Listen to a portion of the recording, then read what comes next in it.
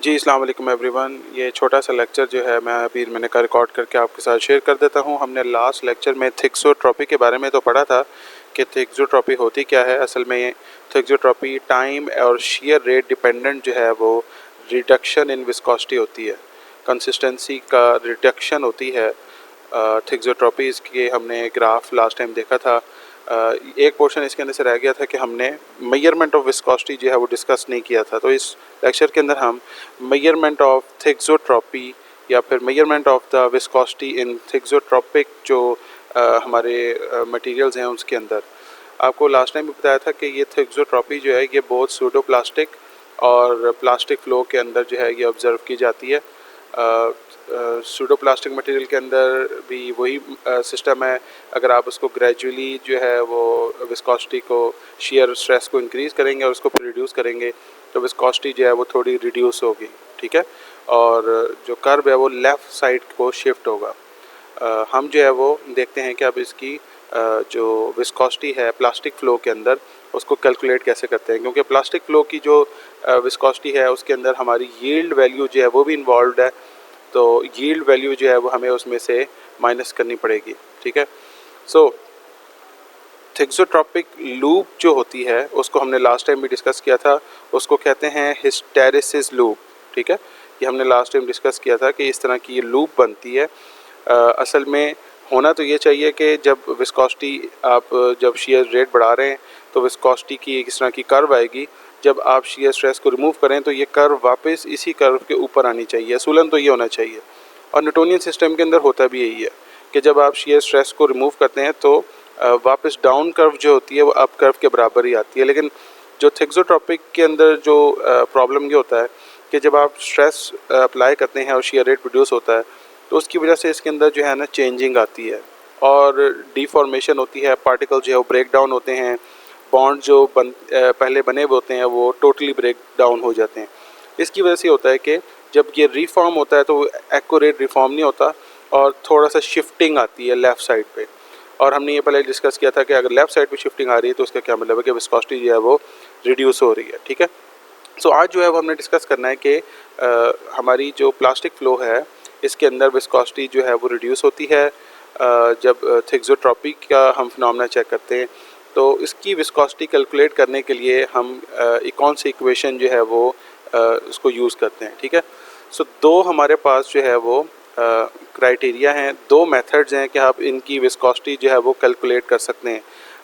Reduction in viscosity को calculate करने के लिए आइदर एक तो यह है कि आप टाइम को चेंज करें और शियर रेट को जो है शियर स्ट्रेस और शियर रेट को जो है वो कांस्टेंट रखें, ठीक है। एक तो तरीका ये है कि आप शियर रेट को कांस्टेंट रखें और टाइम को चेंज कर लें। फॉर एग्जांपल शियर रेट है 30 पर सेकेंड, आपने 30 पर सेकेंड अप्लाई किया हुआ है, 30 से ज़्यादा अप्लाई किया हुआ है, उसके अंदर दो टाइम्स पे चेक कर लें, एक 5 मिनट पे कर लिया, एक 10 मिनट पे कर लिया। या दूसरी चीज़ ये है कि आपने शियर रेट जो है वो तो आपने बिल्कुल जो है वो कांस्टेंट रखा हुआ है, शियर रेट आपका कांस्टेंट है और टाइम आपने जो है वो दो टाइम में एक में कि टाइम आपने चेंज करना है और एक में कि शियर रेट आपने चेंज करना है, ठीक है। सो दो टाइम के ऊपर आप चेक कर लेंगे और दो शियर रेट्स के ऊपर आप चेक कर लेंगे, ठीक है।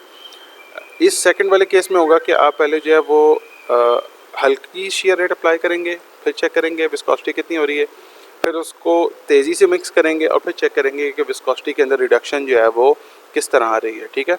और असल में जो ये रिडक्शन आ रही होगी, रिडक्शन इन विस्कोसिटी या shift of the curve towards the left, ये आता क्यों है? ये आता है due to the structural break down.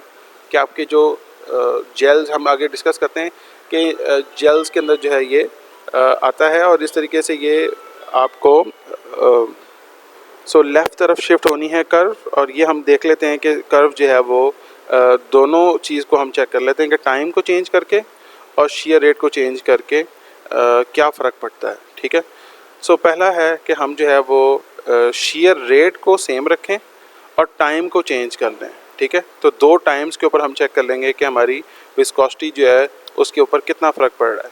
तो इस केस में हमारे पास इस तरह का ग्राफ आएगा और ये हम ऑलरेडी भी डिस्कस कर चुके हैं कि आपने पहले जो है वो शियर स्ट्रेस अप्लाई किया, ए से बी तक गए और आपने इसको T1 सेकंड्स या T1 मिनट्स तक के लिए जो है वो इसको स्टेयर करते रहना है, शेक करते रहना है।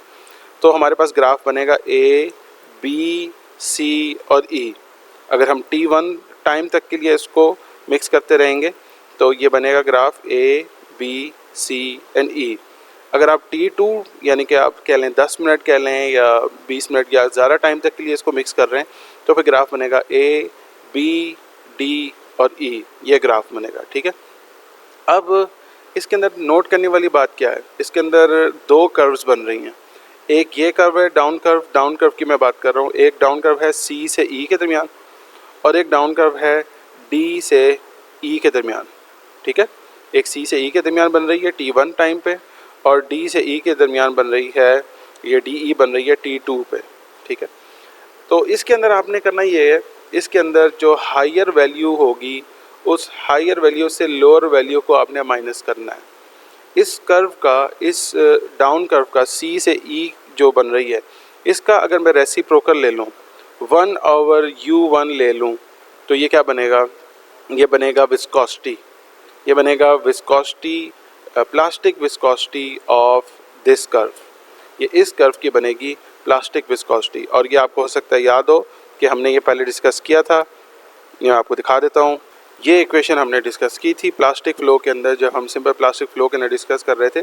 तो U हमने क्या कहा था, U जो है वो क्या है, प्लास्टिक विस्कोसिटी है। और इसका अगर आप रेसिप्रोकल लें 1/U लें तो उसको हम कहेंगे मोबिलिटी, या इसका दूसरा नाम आप फ्लूइडिटी भी कह सकते हैं। ठीक है, तो प्लास्टिक फ्लो के अंदर फार्मूला क्या था, ये था viscosity is equal to F shear stress minus ये F था, स्मॉल f था yield value divided by G। ठीक है, तो हम जो है वो अपने इस फार्मूले के अंदर इस चीज़ को पुट करेंगे।